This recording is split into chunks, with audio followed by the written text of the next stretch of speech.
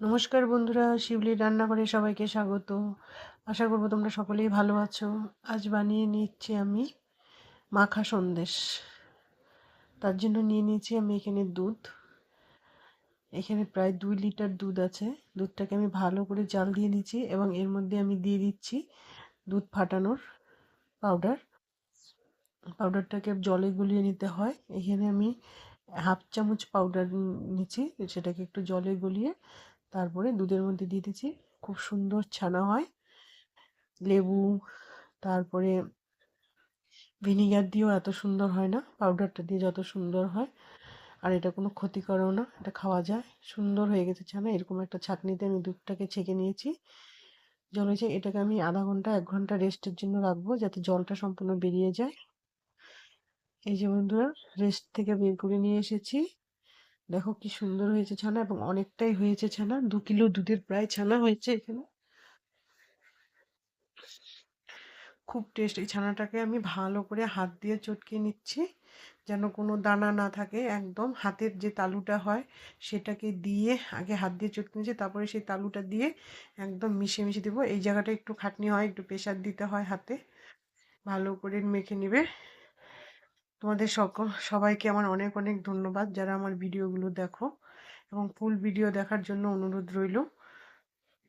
যারা ফেসবুক থেকে দেখছো তারা অবশ্যই লাইক, শেয়ার, কমেন্ট করবে, এবং ইউটিউব থেকে যারা দেখছো তারা অবশ্যই সাবস্ক্রাইব করে দিবে। আমার নতুন নতুন ভিডিও পাওয়ার জন্য আমার পেজটাকে ফলো করে দিবে। এরকম একদম মিহি করে বানিয়ে নেবে। দারুণ টেস্ট হয় এবং দারুণ মানে মজাদারও হয়। এটা তোমরা ঠাকুরের ভোগেও দিতে পারবে, নিরামিষ দিনেও বানিয়ে খেতে পারবে, লুচি, পরোটা, রুটির সাথে। এটাকে আমি বানিয়ে নিব গুড় দিয়ে মাখা সন্দেশ।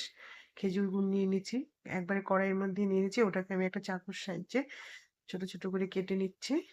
আর দিয়ে দিব এর মধ্যে আমি সামান্য চিনি। তোমরা তো ক্ষীর দিয়ে পাটিসাপটা খেয়েছো, এবার আমি এই মাখা সন্দেশ দিয়ে তোমাদেরকে আমি একদিন পাটিসাপটা বানিয়ে দেখাবো। দিয়ে সামান্য জল দিচ্ছি। জল দিয়ে এটাকে ভালো করে নেড়েচেড়ে গ্যাসে একটা বলক উঠায় নিব, মানে একবার যেন বলক ওঠে ওরকম জাল দিয়ে তারপরে আমি ছানাটাকে এর মধ্যে দিয়ে দিব, এবং অনবরত নাড়তে হবে। আর গ্যাসের ফ্লেমটাকে একদম লোতে রাখবে, না হলে কী হবে, ছানাটা নিচ দিয়ে পুড়ে যাবে। গুড়টা যখন এরকম পজিশনে আসবে তখন তোমার ছানাটা দিয়ে দিবে। কোনো রকমের ঝামেলা নেই, একদম ইজিভাবে হয়ে যায়, একদম দোকানের মতো টেস্ট হবে। দোকানে যে আমরা মাখা সন্দেশ কিনে খাই সেরকম হবে। ছানাটা দেওয়ার পর থেকে অনবরত নেড়ে যেতে হবে যতক্ষণ পর্যন্ত না হয়।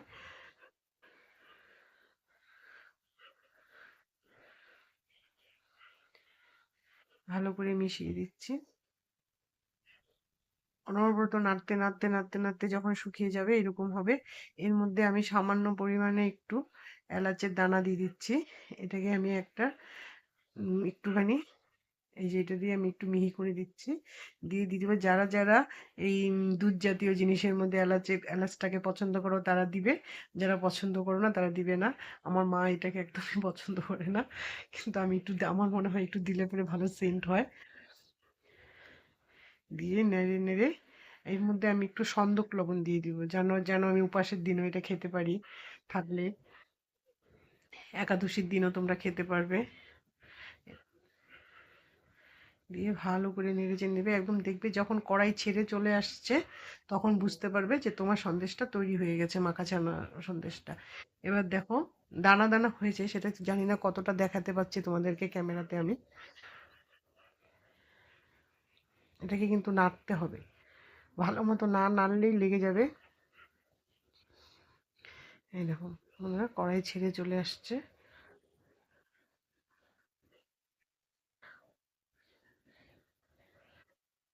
হয়ে গেছে আমার ছানার মাখা ছানা সন্দেশ। এইভাবে বানিয়ে নিবে, নিজেরাও খাবে এবং সবাইকে খাওয়াবে। এবং পিঠেও বানায় খেতে পারবে। তারপরে অনেকে লুচির মধ্যে ভরে খায়, বানায়, জানি না ওটা কী করে বানায়, একদিন তবে ট্রাই করব এবং তোমাদেরকেও দেখাবো। এই যে নামিয়ে নিয়েছি, নামিয়ে এবার এটা আমাকে একটু কাজু দিয়ে সাজিয়ে দিচ্ছি। ভিডিওটা ভালো লাগলে অবশ্যই কমেন্ট করে জানাবে তোমাদের কেমন লাগে আমার ভিডিওগুলো, অবশ্যই জানাবে। আজ তাহলে এখানেই রাখি। সবাই ভালো থাকবে, সুস্থ থাকবে এবং আমার ভিডিওগুলোকে লাইক শেয়ার কমেন্ট অবশ্যই করবে।